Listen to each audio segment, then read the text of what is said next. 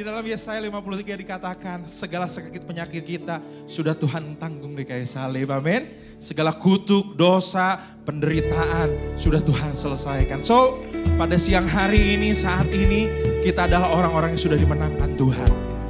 Mari kebebasan ini kita mau sama-sama nyatakan untuk kita tidak lagi hidup di dalam dosa.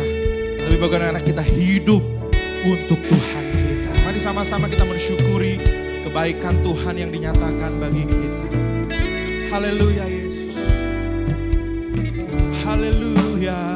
Ada lagu lama yang sangat strong banget untuk kita sama-sama declare bahwa semua dosa, kutuk sudah selesai di kayu salib. Dan kemenangan itu sudah Tuhan berikan dengan sempurna bagi kita. Haleluya Yesus. Mari jemaat Tuhan kita mau katakan bersama-sama. Oleh darah Yesus kita diselamatkan. Haleluya. Katakan dihapuskan. Dihapuskan dosaku hanya oleh darah Yesus. Aku pulih dan sembuh hanya oleh darah Yesus. Oh, darah Tuhanku, sumber pembasuhku, sucilah hidupku hanya oleh darah Yesus. Di kayu salib Yesus sudah mengampuni segala dosa kita. Dialah sumber pendamaian di dalam kehidupan kita. Dia yang sudah menyucikan kita dari segala dosa-dosa kita. Sekali lagi kita pandang wajah Tuhan pagi hari ini saudara. Mari kita menyatakan pengampunan dosaku hanya dalam Yesus Kristus. Katakan pengampunan dosaku hanya oleh darah Yesus. Penyucian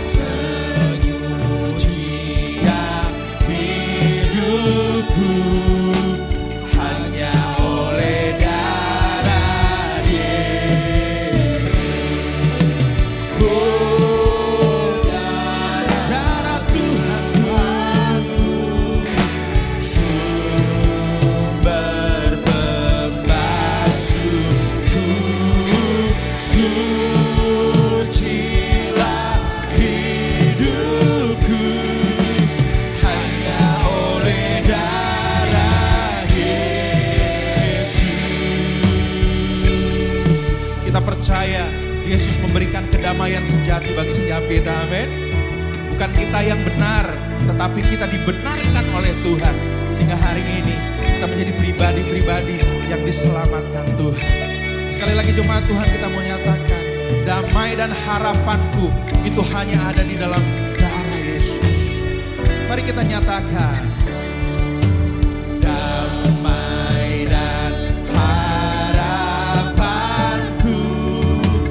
hanya oleh darah Yesus. Allah membenarkan, Allah membenarkanku hanya oleh darah Yesus. Nyatakan, oh,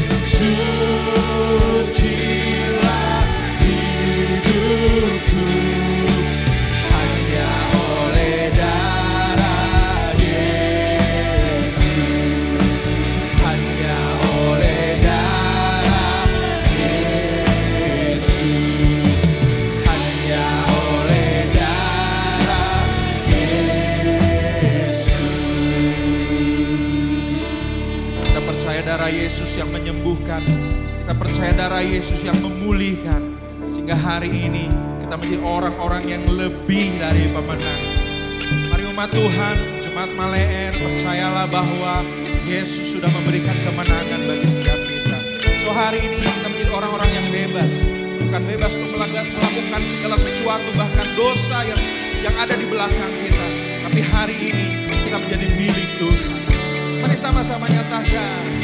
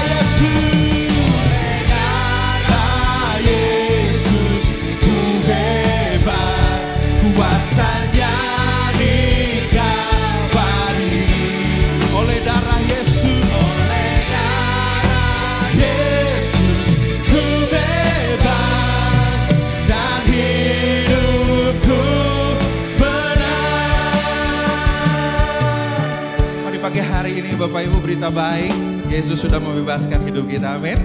So boleh ekspresikan Bapak Ibu yang ingin mengangkat tangan, aku berseru terima kasih Tuhan, nyatakan itu di hadapan Tuhan pagi hari ini. Kita merdeka bukan karena kekuatan kita, tapi karena kasih Tuhan yang sempurna. Mari sekali lagi umat Tuhan nyatakan, oh kami menang, kami bebas bersamamu Tuhan. Come on say. Ku bebas, kami menang Tuhan.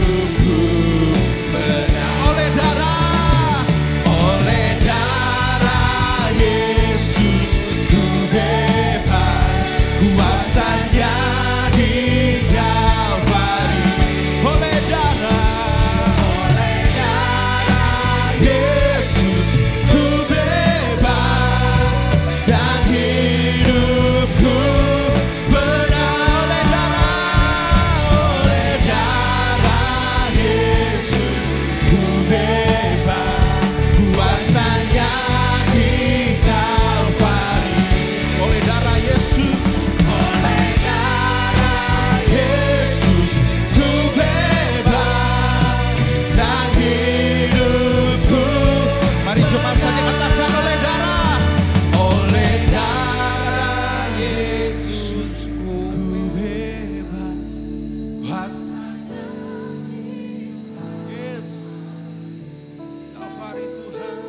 Oleh darah Yesus ku bebas dan hidup. Sekali lagi dengan hati kita yang terdalam katakan, oleh darah Yesus, by the blood of Jesus, we live in the victory. Yes, oleh darah Yesus, Yesus ku bebas dan hidup. Mari umat yang sudah dimenangkan Tuhan nyatakan oleh darah Yesus ku bebas kuasanya. Kepada hambanya saya persilakan. Oleh darah Yesus ku bebas dan hidupku benar. Oleh darah Yesus ku bebas dan hidupku benar.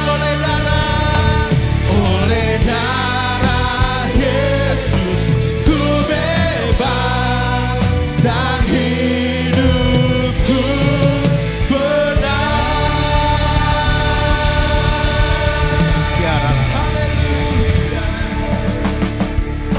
Haleluya, haleluya Tuhan. Oleh darah Yesus kami sudah bebas. Oleh darah Yesus saya dan saudara yang ada di tempat ini sudah dibebaskan. Terima kasih Tuhan, terima kasih atas kasih anugerah-Mu yang luar biasa. Engkau mati di atas kayu salib, berkorban untuk menebus kami yang sudah selayaknya kami mati binasa, tapi karena kasih Tuhan Yesus kami sudah dibangkitkan, kami sudah dibebaskan, dan kami boleh hidup mempunyai pengharapan. Terima kasih Tuhan Yesus, terima kasih Roh Kudus. Biarlah Roh Kudus-Mu bekerja dalam hati kami masing-masing, pribadi lepas pribadi Tuhan. Sehingga bagi Bapak Ibu yang datang ke tempat ini, pulang dari tempat ini dengan sesuatu yang baru, dengan hati yang baru, dengan Tuhan Yesus yang senantiasa menyertai dan memelihara kita semua. Terima kasih Tuhan Yesus. Hanya di dalam nama Tuhan Yesus kami sudah berdoa dan mengucap syukur. Haleluya. Amin. Puji Tuhan. Silakan duduk Bapak Ibu yang dalam Tuhan. Pagi hari ini masih dalam rangka Paskah ya. Dalam rangka Paskah. Dalam rangka Paskah kita, gereja Isa Al-Masih Maleer itu mempunyai tema bulan April. Temanya mungkin Bapak Ibu ada yang lupa. Temanya Dia datang untuk membebaskan kita. Atau Yesus datang untuk membebaskan kita. Itu tema bulan April. Dan hari ini saya dapat tugas untuk merenungkan dengan subtemanya dibebaskan untuk hidup dalam kebenaran. Dibebaskan untuk hidup dalam kebenaran. Apa itu Bapak Ibu? Dibebaskan dari apa? Dibebaskan dari hutang piutang, dibebaskan dari hal-hal yang sifatnya duniawi. Kita dibebaskan dari kutuk Allah. Dari kutuk yang mengutuk kita sejak Adam dan Hawa. Sejak Adam dan Hawa masuk dalam dosa, kita sudah masuk dalam kutuk. Dan kutuk itu telah dibebaskan dengan matinya Tuhan Yesus di atas kayu salib. Luar biasa ya Bapak Ibu ya. Coba kalau kita renungkan. Kalau kita rasakan. Kalau tangan kita aja ya. Kalau kita sedang main atau motong apalah, tangan kita iris sedikit aja keluar darah. Waduh, ini pedih ya.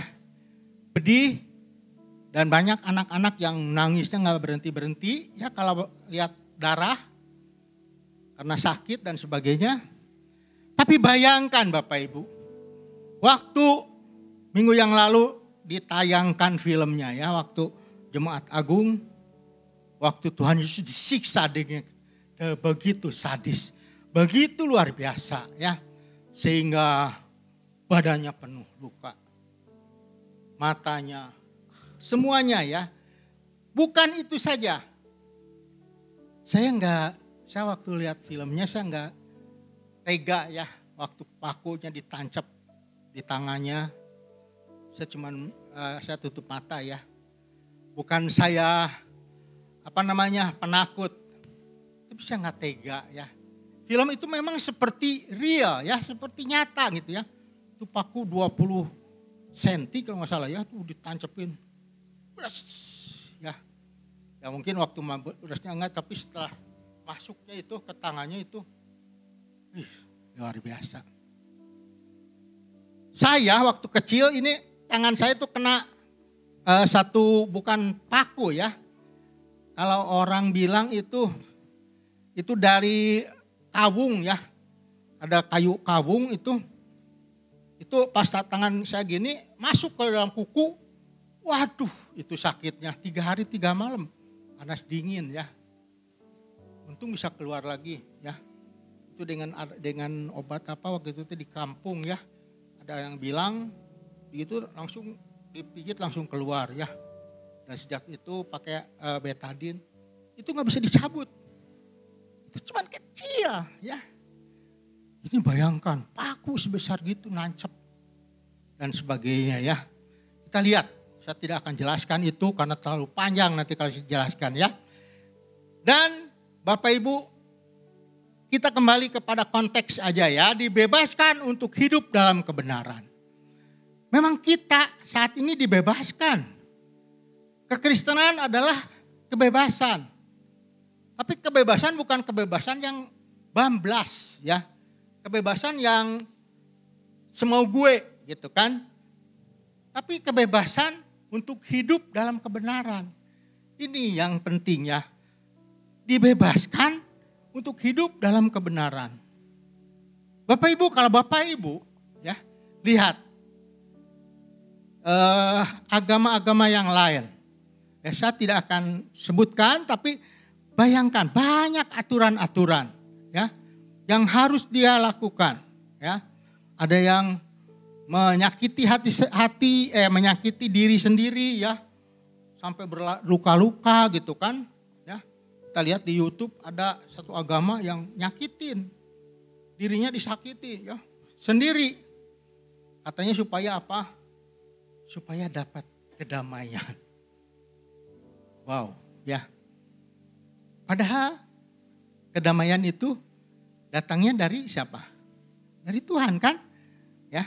Bapak Ibu percaya Tuhan, pasti ada kedamaian. Bapak Ibu tidak percaya Tuhan, jangan harap ada kedamaian ya. Cucu saya menyanyikan lagu, dan itu udah masuk ke YouTube ya. Mungkin Bapak Ibu bisa cek ya. Itu ku daki gunung yang tinggi, ku turun lembah yang dalam. Untuk apa? Untuk mencari damai. Tapi tidak diketemukan damai itu. Damai itu hanya diketemukan waktu kita ketemu dengan Tuhan. Caranya bagaimana?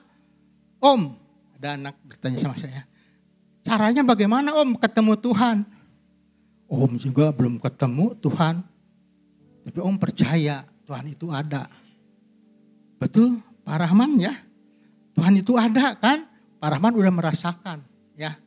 Saya udah merasakan itu karena apa? Karena kita percaya. Percaya bukan karena melihat. Ya. Kita melihat percaya itu mah semua orang juga pasti ya. Tapi kita percaya pada saat kita tidak melihat, tapi kita percaya. Percaya pada firman Tuhan. Ya. Jadi kita dibebaskan untuk hidup dalam kebenaran. Bapak Ibu, dunia itu Pak cenderung ya, bukan semuanya tapi cenderung mau bebas kan? Siapa yang gak mau bebas? Ini ada gambar orang yang sedang bebas ya. Bebas, wah. Ya, kalau bebas tuh enak kan? Seekor burung, kalau kita kurungin burung itu, satu kali dia lepas, pasti dia akan terbangnya jauh. Ya. Dan mungkin tidak akan balik lagi ya. Ada pepatah Sunda ya. Kalau orang Sunda pasti ngerti, kalau bukan orang Sunda mungkin gak ngerti. Pepatah Sunda bilang, seperti kuda lepas di gedogan. Maksudnya seperti kuda lepas dari kandang. Kalau kuda lepas dari kandang itu akan wah kemana-mana. Nah bukan itu yang dimaksud. Ya, dibebaskan untuk hidup dalam kebenaran itu yang Tuhan inginkan, kita bebas. Kita sudah dibebaskan oleh karena Tuhan Yesus mati di atas kayu salib menebus kita. Kita dibebaskan. Harusnya kita terbelenggu, dibebaskan. Dibebaskan untuk apa? Untuk hidup dalam kebenaran. Untuk hidup sesuai dengan apa yang Tuhan inginkan. Ya. Bapak Gembala pernah minggu yang lalu kalau salah ya, itu cerita tentang zaman dulu, zaman perbudakan ya. Itu katanya ada seorang anggota, ya kalau di kita itu anggota DPR lah ya. Seorang senator gitu kan. Di zamannya itu di Amerika itu terjadi perbudakan ya. Nah si senator ini karena anak Tuhan, dia datang ke pasar budak. Jadi dalam cerita ini dalam pasar budak, kan orang kalau biasanya yang cari budak atau mencari pembantu atau mencari hambanya itu yang badannya kuat, perangainya baik, benar? Ya, jangan macam-macam. Kalau si ini ya, karena senator ini hamba Tuhan, dia sengaja cari budak yang dijual itu yang sangar. Wah matanya bolotot mungkin ya, badannya gede dan sebagainya. Rambutnya mungkin acak-acakan dan sebagainya. Yang setiap hari ditalian gitu ya, ditaliin, dirantai ya. Suka membuat onar dan sebagainya. Dia dibeli orang itu. Dibawa pulang ke rumahnya. Singkat cerita, si budak itu juga aneh. Kenapa cenah si tuan beli saya? Saya kan orang yang jahat dan sebagainya.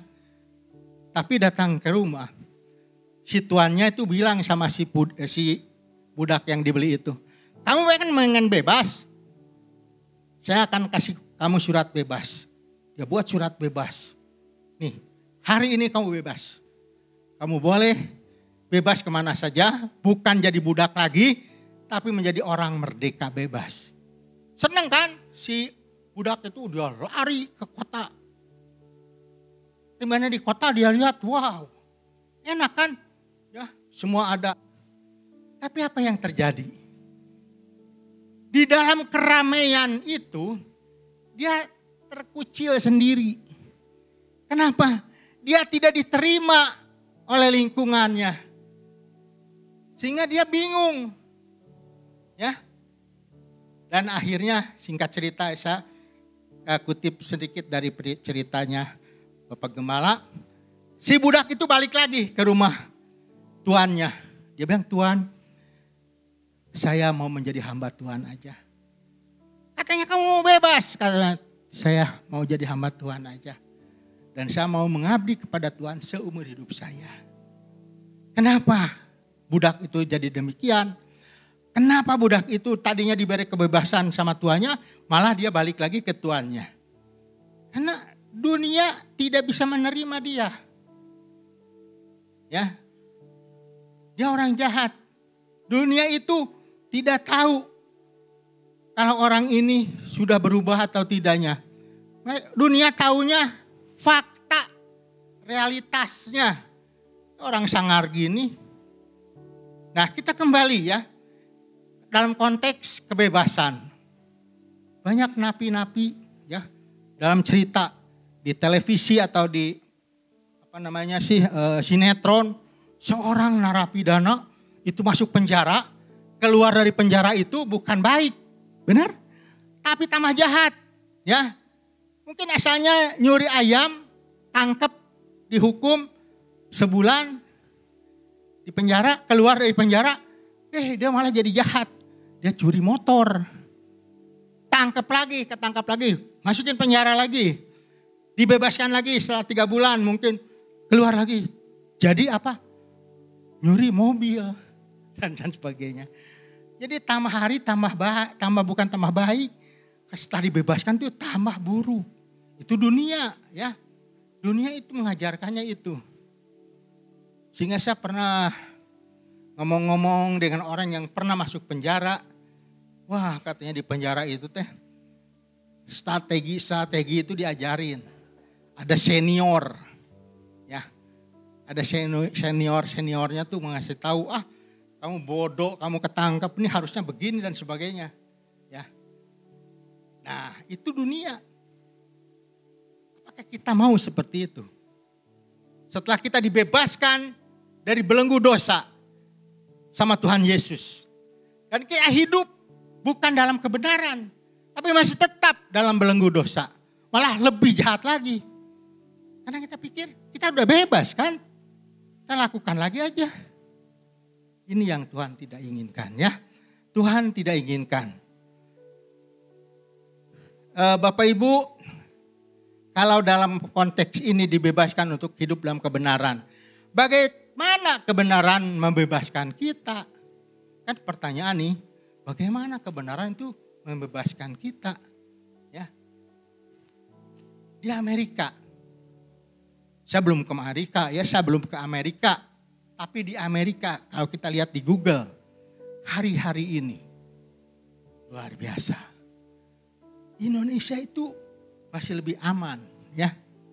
Di Amerika kalau di Google itu baru kemarin tanggal 23 Maret ya terjadi pembunuhan di SD di Amerika. Yang ngebunuhnya umur 24 tahun. Ya. Dia transgender. Transgender itu dari wanita jadi laki-laki. Ya, banci ya. Kalau di kita tuh disebutnya banci ya. Asalnya perempuan, terus dia mungkin berulah menjadi laki-laki. Orang itu pembunuhnya. Dia ngebunuh anak-anak SD, bayangin. Bunuh. Kenapa bisa begitu? Ya. Ternyata orang tuanya, saya baca di Google itu orang tuanya aneh katanya dia, anak itu kenapa dia bisa punya senjata? Banyak lagi, 6 macam ya di rumahnya teh. Ternyata ada penyakit. Penyakitnya apa? Aneh ya, saya baca penyakitnya teh tekanan emosional apa atau apa ya? Jadi seperti stres gitu ya. Gila bukan, tapi stres. Gangguan emosional, katanya gangguan emosional. Ya menurut dokter tuh di Amerika tuh gangguan emosional. Oh itu bisa gampang gitu ngebunuhin ya. Ternyata kebebasan di Amerika yang katanya orang bilang negara yang bebas. Bisa melakukan apa saja. Punya senjata juga nggak pakai surat ya. Beli sembarangan bisa. Ya. Kawin antar laki dengan laki bisa di Amerika. Perempuan dengan perempuan bisa. Apapun di Amerika sih bisa. Ya, bebas kan? Tapi apa yang terjadi? Kebebasan itu disalahgunakan. Sehingga banyak orang yang gak berdosa mati. Ya mungkin kita yang cuma dengar, kasihan ya. Tapi coba keluarganya yang mengalaminya. Anaknya dibesarin ya sampai SD. Udah SD lucu-lucu mungkin anaknya. Mati. Tepupuguh matinya juga ya. Sekonyong-konyong gitu kan. Karena orang yang stres itu. Jadi yang menganut kebebasan, negara-negara yang menganut kebebasan, hari ini sekarang apa katanya di sini? Sedang diserang. Diserang nih. Ya negara barat, negara Amerika terutama itu diserang oleh orang-orang yang tidak suka atau membenci kebebasan. Teror-teror di mana-mana, ya. Teror-teror di mana-mana. Sehingga kebebasan yang dunia janjikan itu omong kosong. Ya. Tengah kita nih, kita sebagai anak-anak Tuhan yang percaya Tuhan Yesus, kita dibebaskan dari belenggu dosa. Apa kita mau lepas gitu saja? Belenggu dosa kita sudah dibebaskan. Tadi pujian dari pendeta muda Samuel, ya, saya senang. Menggebu ya kalau memuji Tuhan. Katanya karena darah Yesus sudah menyucikan kita. Karena darah Yesus kuasanya membangkitkan kita dan sebagainya. Darah. Kalau kita bicara darah. Saya punya teman, ya. Teman saya itu orang Madura.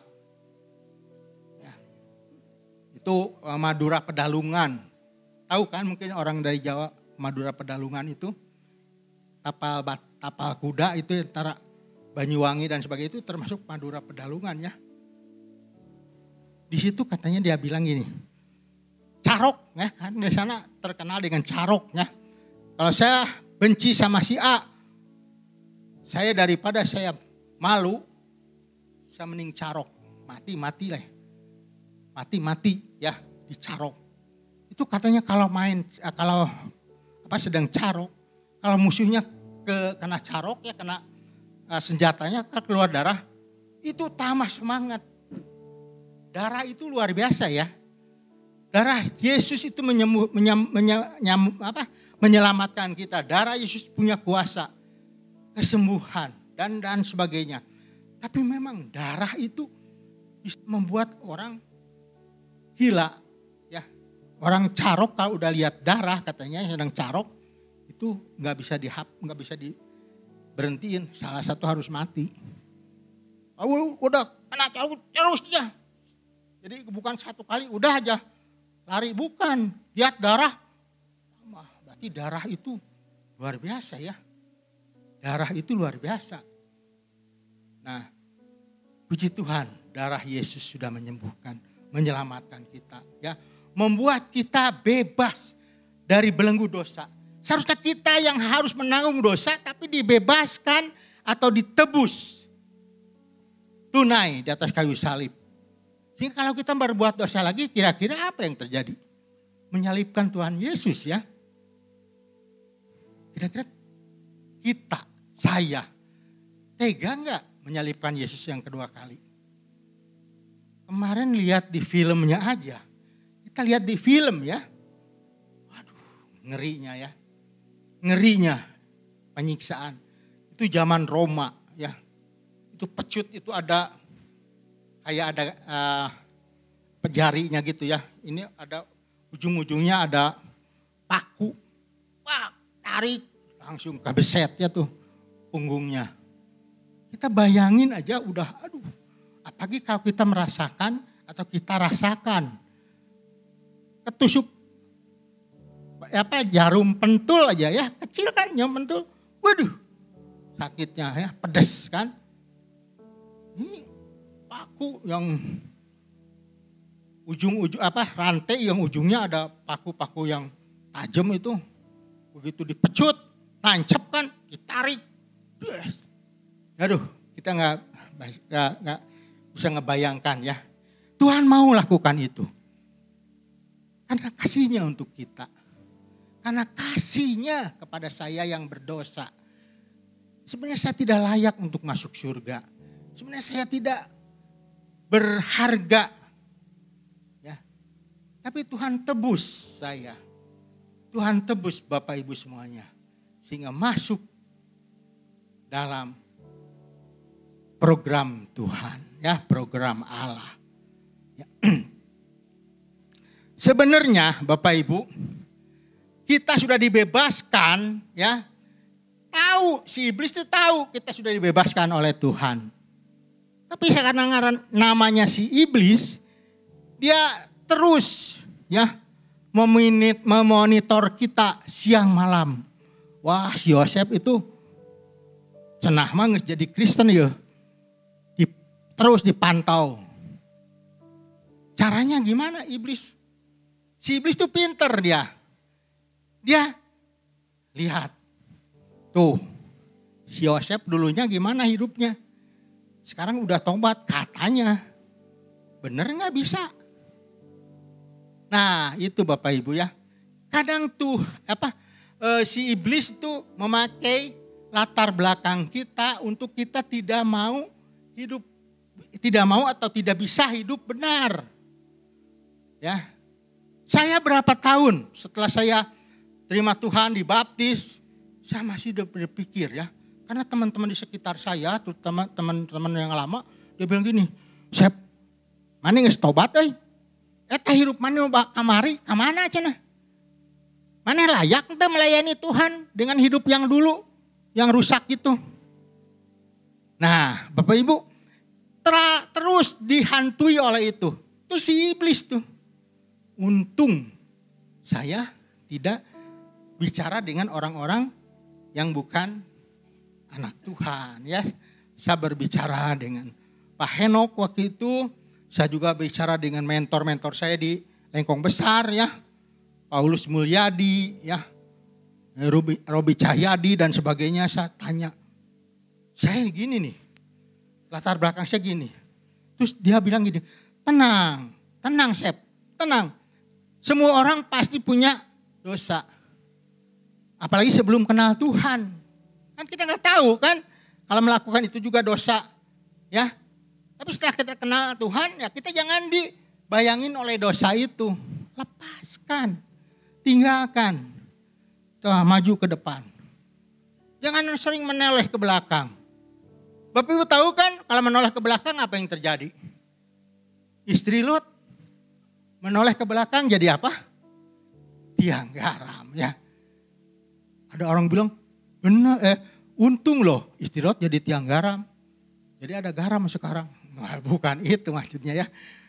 Saya bukan itu maksudnya. Bukan karena jadi garam sekarang. Jadi ada faedahnya, bukan. Tapi karena apa? Karena istri Lot masih mencintai dunia. Banyak hartanya di belakang. Jadi kata malaikat harus maju terus ke depan. Terus. Lot sama anaknya terus ikutin. Tapi istrinya masa lihat sebentar, aduh sayang tuh harta saya. Lihat, ternyata jadi tiang garam ya. Nah itulah Bapak Ibu. Kebenaran itu memang sulit ya. Untuk menjadi orang benar itu di mata orang yang belum benar itu sulit loh. Saya pernah ditantang. Kamu benar ikut Tuhan? Saya bilang ya puji Tuhan saya mau ikut Tuhan. Dia tawarin saya. Saya dulunya suka minum ya. Karena saya orangnya apa? Orangnya auban, sombong ya. Dulu waktu sinsiahan nih, waktu saya kerja. Teman-teman saya tuh engkong encek-enceknya. Anu liar lah ya. Liar maksudnya dia umurnya 40-50. Saya waktu itu umur 23. Masih muda. Kalau sinsiah, malam sinsiah, kita kerja nih. Bawa putau. Putau, tahu gak? Minuman putau. Atau bir, angker. 1 krat. Ke kantor. Waktu saya kerja malam kan, di shift kan. Ayo bertanding. Habisin. Kalau yang muntah bayar loh ya. Bayangin Bapak Ibu. Ditantang. Sebelum saya kenal Tuhan, gampang. Saya diajarin sama papa saya, kalau nggak mau mabok, minum minyak kelapa, ya minum aja 2 sendok. Minum sebanyaknya nggak akan mabok. Kalau perutnya udah gendut ya, udah kembung, ke kamar kecil, tusuk aja. Nanti muntah keluar lagi, tapi nggak mabok. Dan saya banyak menang ya, waktu itu. Orang-orang bilang, wah si Yosef hebat, cengguan kan lu. Maksudnya bukan terkenanya cengguan, wah si cengguan wah hebat oi. Menang wae, tara mayar, tara beli itu ya. Itu, bangga, wah hebat saya. Tapi setelah saya percaya Tuhan, itu kebanggaan saya itu jadi apa? Kejahatan di mata Tuhan. Saya bukan bangga, saya malu sekali ya. Saya malu. Kenapa saya bisa melakukan itu ya? Kekejian di mata Tuhan. Dulu saya sering banggu ya anak-anak perempuan ya. Saya akui, saya di Lengkong Besar terkenal ya. Cap 2 anting ya. Playboy cap 2 anting. Ada teman-teman perempuan yang datang ke gereja. Baru saya punya geng waktu itu. Kita sepakat. Siapa yang tahu namanya duluan, siapa tahu nama alamatnya, menang. Dipakai taruhan Bapak Ibu. Dipakai taruhan. Karena saya pikir sekarang aduh ya memalukan. Tapi waktu itu wah bangga. Saya bisa dapat. Untit terus anak itu. Tahu nggak alamatnya di mana? Saritem. Bayangin tuh. Di Saritem. Pas saya datang ke sana, ternyata udah teman-teman saya ada di sana juga. Aduh. Ya. Itu kejahatan saya ya, bukan kejahatan, kenakalan. Tapi itu saya waktu itu mengatakan, wah merasa diri, wah bangga. Hebat gitu kan. Tapi kalau saya percaya Tuhan, setelah saya baca firman, saya merenungkan, saya dibebaskan oleh Tuhan itu bukan untuk itu. Ya, saya dibebaskan untuk kebenaran. Hidup dalam kebenaran. Ya, itu yang Bapak Ibu saya ajar pada siang hari ini ya. Kita harus hidup dalam kebenaran. Hidup dalam kebenaran itu Bapak Ibu ya. Sebenarnya kita bisa lihat dari contoh ya. Contoh dari Tuhan Yesus. Tuhan Yesus menggunakan satu senjata. Satu senjata ya. Akan menjamin kebebasan. Tuhan mengatakan gini. Senjata yang Tuhan berikan kepada kita untuk kita melakukan kebebasan adalah firman dan kebenaran. Kita harus hidup dalam firman dan kebenaran. Ya. Waktu usia emas, banyak yang datang gak waktu usia emas? Ya. Waktu itu hamba Tuhannya tuh masih muda ya, kalau salah tuh Claudia, Bu Claudia, Miss Claudia ya, udah nggak menikah dia. Katanya dia hidup dalam kedagingan, hidup dalam roh. Kalau hidup dalam kedagingan, wah banyak otak-otak yang pikiran-pikiran kita. Tapi kalau hidup dalam roh, wah enjoy. Nah sekarang saya mau tanya, Bapak Ibu hidup dalam kedagingan dan dalam roh, kira-kira selama ini Bapak Ibu hidup dalam kedagingan, hidup dalam roh. Kita dalam roh. Saya percaya hidup kita dalam kedagingan kan. Ya, kenapa kita masih hidup kan? Kita masih punya rasa kan? Ego kita masih ada kan? Kecuali ya memang seperti Ibu Claudia bilang, dia suka dengar tentang Tuhan, suara Tuhan. Hidupnya mungkin udah dalam roh. Tapi itu mungkin orang-orang khusus yang itu ya. Tapi bagi kita yang hidup dalam kedagingan, kita mau beralih ke hidup dalam roh. Belajar untuk hidup dalam roh. Eksodus dari kedagingan ke hidup dengan roh. Ya. Bukan kedagingan yang menonjol, tapi roh kita yang menonjol. Itu ya. Sebab banyak hamba Tuhan, kalau saya lihat, coba di YouTube. Di YouTube atau di Google. Banyak hamba-hamba Tuhan yang jatuh dalam dosa. Dosa perzinahan lah, dosa uang lah, korupsi dan sebagainya. Itu hamba Tuhan loh. Hamba Tuhan yang luar biasa. Saya nggak sebutkan namanya. Tapi hamba Tuhan yang wow. Orang bilang wow. Penuh urapan dan sebagainya. Tapi kok dia bisa jatuh? Kenapa? Karena roh kedagingannya masih ada. Ya. Sehingga waktu pulang, Ibu Claudia bilang sama saya, jadilah pemenang. Apa namanya? Pemenang di atas pemenang ya. Saya bilang amin aja. Saya mau ya di usia saya yang tidak lama lagi mungkin ya akan ketemu dengan Tuhan. Kalau Tuhan izinkan ya. Saya mau hidup dalam roh. Hidup dalam kehendak Tuhan ya. Walaupun itu sulit ya. Saya mungkin ya hidup saya itu kadang sedang gimana gitu ya. Mood sama Tuhan. Itu saya baca firman. Semuanya saya tentang firman. Tapi kalau sedang jenuh. Orang bilang tuh kalau sekarang mah jealous apa? Ream lah. Kembali ke dagingan ya. Kalau kedagingan tuh bilangnya kata Ibu Claudia itu kalau kedagingan itu katanya apa? Pikiran-pikiran yang benar.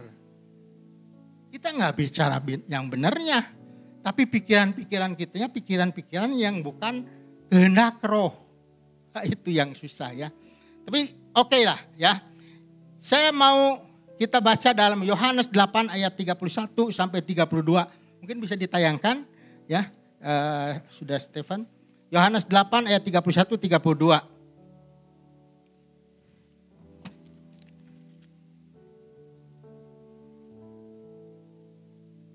Demikian firman Tuhan ya. Yohanes 8 ayat 31 sampai 32.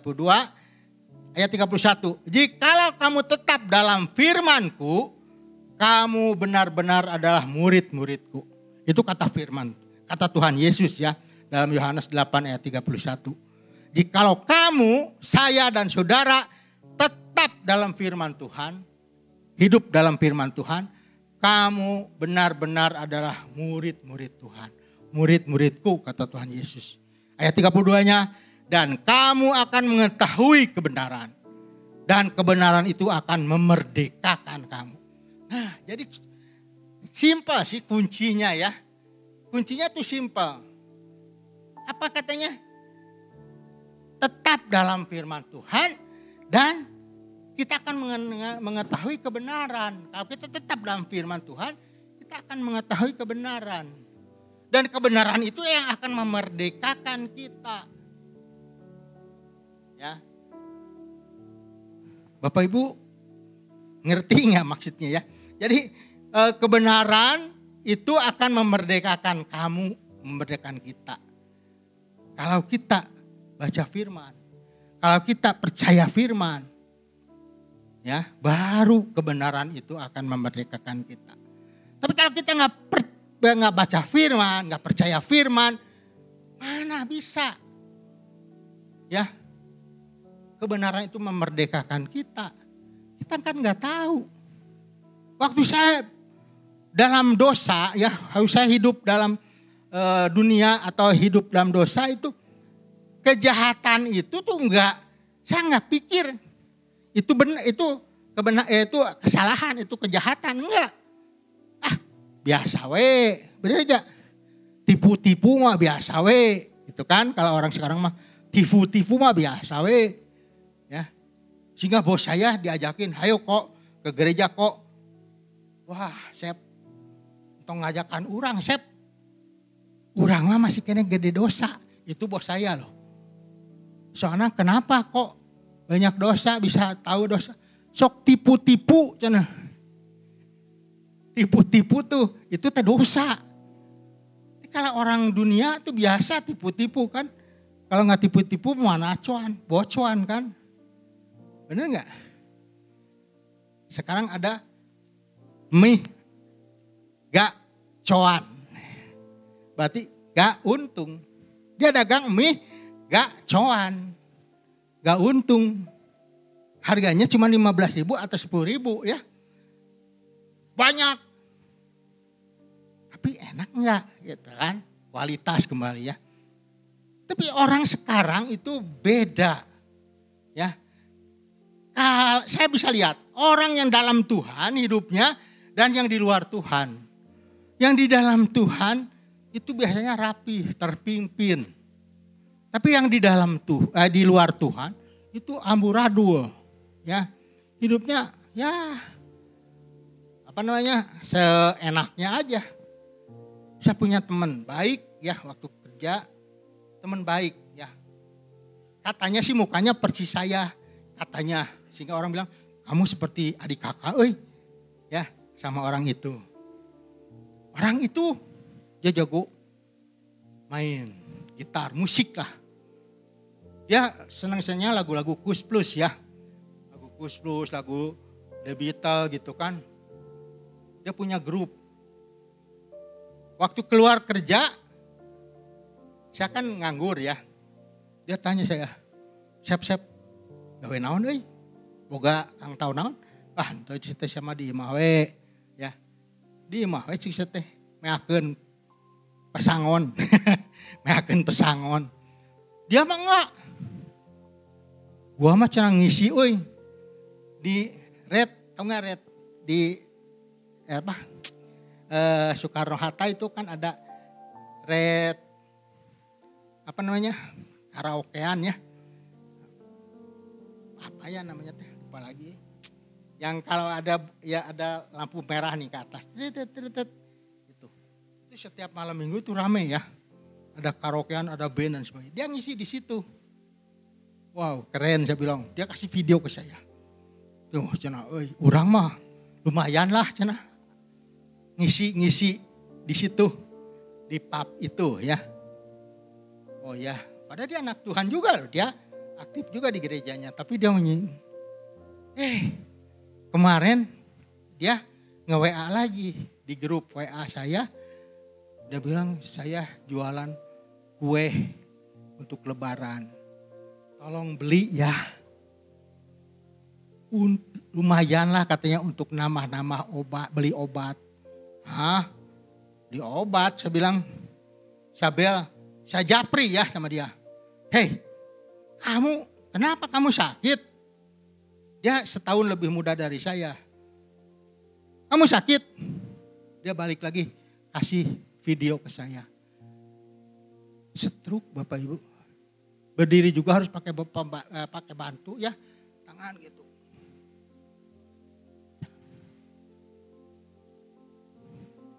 Stroke jenazah. Waduh. Kenapa bisa begitu? Ya. Saya berdoain. Saya bilang, kamu harus banyak berdoa. Saya bilang, ya setua kita mah jangan cari harta lah. Cari jampe paeh lah cek orang Sunda mah. Tahu nggak? Supaya kalau kita mati, kita terima Tuhan, diakui Tuhan lah ya. Jangan cari harta. Kalau udah tua mah cari jampe paeh cek orang Sunda mah ya. Cari kehendak Tuhan dalam hidup. Ya. Oke Bapak Ibu, satu ayat yang terakhir. Waktunya udah waktunya habis ya. Satu lagi ayat ya. Apa itu hidup benar sesuai dengan firman Tuhan? Nih saya akan sedikit ya. Hidup bukan berdasarkan pengertian atau kemauan kita sendiri sebenarnya ya. Sebab ketika kita telah memilih suatu status sebagai orang Kristen, ingat nih Bapak Ibu, kita hidup bukan berdasarkan pengertian atau kemauan kita sendiri. Sebab ketika kita telah memiliki status sebagai orang Kristen, maka hidup kita pula harus menunjukkan karakter seperti Tuhan Yesus. Yang merupakan Tuhan dan Juru Selamat kita. Kita harus beda. Kalau dulu karakter saya seperti orang-orang banyak. Kalau saya udah kenal Tuhan, ya kalau ingin disayang Tuhan, beda dong karakter kita. Bedanya apa? Ya untuk mendekati kita seperti Tuhan. Ya, seperti Yesus, seperti Yesus, itu yang selanjutnya ya, itu lagu-lagu lama yang ku rindukan dan sebagainya ya. Seperti Yesus, seperti Yesus. Ya, mungkin susah, tapi kita harus terus dan terus. Sebagai ayat terakhir ya Bapak Ibu, Matius 10 ayat 33. Mungkin Stefan bisa di Matius 10 ayat 33. Tetapi barang siapa menyangkal aku di hadapan manusia, ini kata Tuhan Yesus, aku juga akan menyangkalnya di depan Bapakku yang di surga. Nah ini, Tuhan Yesus bilang siapa yang menyangkal Tuhan Yesus di hadapan manusia, Tuhan Yesus juga akan menyangkalnya di depan Bapaknya di surga. Ya. Waktu ayat ini saya renungkan ya. Waktu saya muda, saya renungkan ayat ini. Oh, kalau menyangkal Yesus itu kalau saya pindah agama. Oh, kalau menyangkal Yesus itu kalau saya hidup murtad ya. Kembali ke itu menyangkal Yesus. Ternyata bukan Bapak Ibu. Menyangkal Yesus itu bukan kita murtad aja, bukan kita pindah agama saja, tapi menyangkal Yesus itu katanya meninggalkan tetapi ketika kita tidak melakukan semua perintahnya, nah ketika kita tidak melakukan semua perintahnya, itu kita menyangkal Yesus. Jadi hati-hati ya Bapak Ibu. Kalau Bapak Ibu, cincailah saeutik mah teu nanaon. Ya. Saeutik mah teu nanaon, itu yang bahaya ya. Itu bisa menyangkal Tuhan. Dan apa yang resikonya kalau menyangkal Tuhan? Kita juga akan disangkal oleh Tuhan di hadapan Bapa di surga. Percaya? Teu nyaho si Yosef mah. Teu nggak tahu ya, nggak kenal sama si Yosef mah. Bisa aja kan? Nah, untuk kita bisa dikenal oleh Tuhan Yesus, ya kita harus menuruti perintahnya. Ya. Itu enggak susah sebenarnya kalau mau. Tapi susahnya kalau kita masih punya ego. Kalau kita masih punya kehidupan dunia. Ya, atau kita punya kedagingan yang masih tinggi ya. Nah, hati-hatilah dengan hidup kekristenan kita Bapak Ibu ya. Kita telah dibebaskan kan. Seperti tadi tema yang saya bawakan itu dibebaskan untuk hidup dalam kebenaran ya. Kita dibebaskan dari segala belenggu dosa, kita tetap hidup dalam kebenaran ya. Agar kita tetap hidup dalam kebenaran, yaitu memuliakan Tuhan. Itu aja. Memuliakan Tuhan, hidup dalam kebenaran. Memuliakan Tuhan. Perintah-perintah Tuhan baca dalam Alkitab. Ya, banyak. Nah, sekarang Alkitab itu banyak loh Bapak Ibu ya. Bapak Ibu bisa aplikasi baca Alkitab. Bapak Ibu nggak mau baca Alkitab, mata Bapak Ibu sudah udah rabun gitu kan. Baca Alkitab dibacain, ada aplikasinya. Jadi kita dengar aja. Dia ngomong. Sepertinya Kejadian 1 ayat 1 pada mulanya. Dia ngomong. 2 ini 3 terus. Dan seterusnya. Sampai Wahyu. Bapak Ibu cuma dengar aja. Ya, itu firman Tuhan sekarang udah luar biasa ya. Bisa. Ya, jadi nggak ada istilahnya, wah mata saya kurang lihat, saya nggak bisa baca firman. Kata siapa? Ada yang membacakan ya. Kita tinggal klik aplikasinya aja. Atau kita ini aplikasinya ya. Kita saya kurang ngerti lah tentang komputer ya. Nah, tinggal dimasukin lah ke Android kita ya.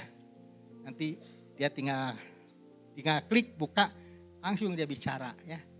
Seperti saya, setiap hari ada firman Tuhan yang meneguhkan saya. Itu saya dapat tiap hari dari firman Allah yang hidup. Ya, dia ngomong ini. Ya. Jadi kita kalau orang kan cenderung suka lupa, cenderung males kan. Bete lah orang Sunda bilang mah. Haroream lah. Tapi kalau ada yang ting gitu kan di HP. Oh benar baca firman hari ini. Mau gak mau kan. Cuman baca aja. Oh direnungkan. Oh iya. Tuhan baik. Tuhan kita baik. Maha baik. Dan amat baik. Bapak Ibu jangan ragukan. Saya dari kecil sampai SMA ya 18 tahun saya orang Kristen yang baik menurut saya.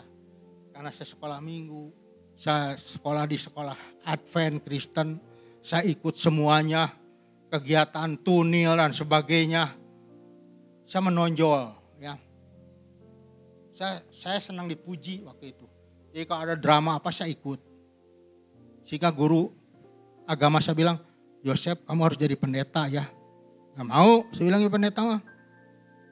Itu saya egonya tinggi. Pendeta mah minta duit. Soalnya apa? Dulu papa saya ya, waktu di Ciamplas tuh ada pendeta. Syekhnya Syekh Kam. Setiap bulan datang ke rumah saya. Minta beras ya, minta makanan. Sama mama dan papa saya kasih. Jadi waktu itu saya pikir pendeta mah rieur. Ya, tapi sekarang mah pendeta kaya-kaya loh. Ya, ada mobilnya juga, wow ya.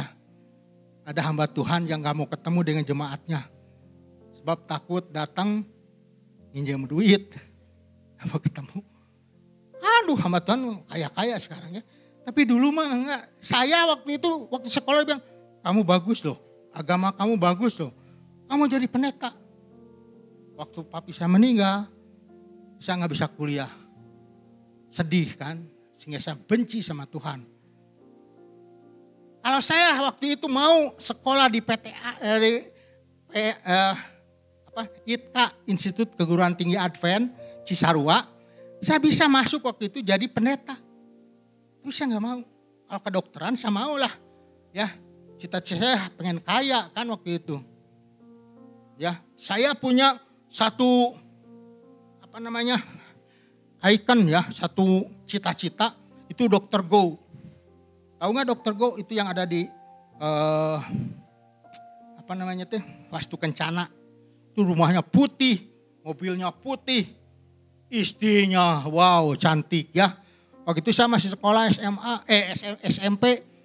Pagi-pagi kan kuka lewat situ lihat, wow, Dr. Go, ya, itu ahli PHT.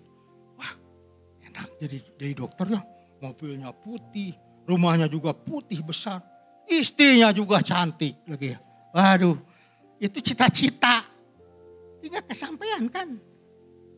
Nah, sehingga waktu saya keluar dari Advent, Haripan, si guru kepala sekolahnya, udah kamu ke ITKA aja ya, ke perguruan 3 Advent aja.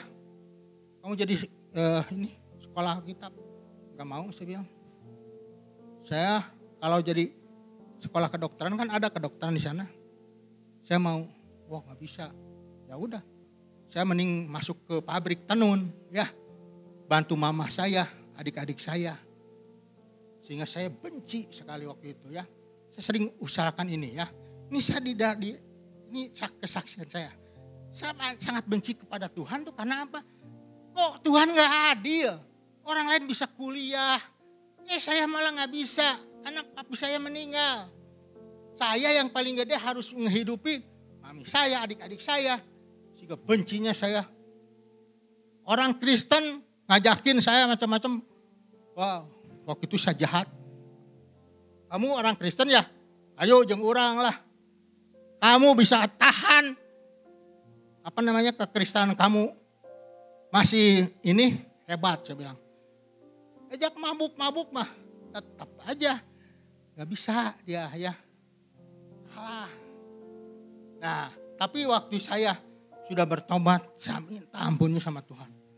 Aduh, kekejian di mata Tuhan. Ya. Orang yang benar diajak jahat. Ya. Orang yang baik dijadikan gak baik. Ya. Nah, itu beda ya. Kalau Tuhan tangkap, tidak ada yang mustahil. Ya. Dan saya percaya sampai hari ini, ya, Tuhan pimpin tolong saya. Berapa kali saya mau mati, ya saya sudah saksikan ini berulang-ulang. Beberapa kali saya mau mati dalam sakit dan sebagainya, tapi Tuhan luputkan saya. Tuhan punya rencana dalam hidup saya. Ya, amin. Ya, kita akan masuk dalam doa.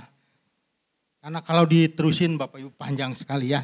Saya banyak cerita tentang kehidupan, tapi satu hal ya, sesuai dengan konteks ya.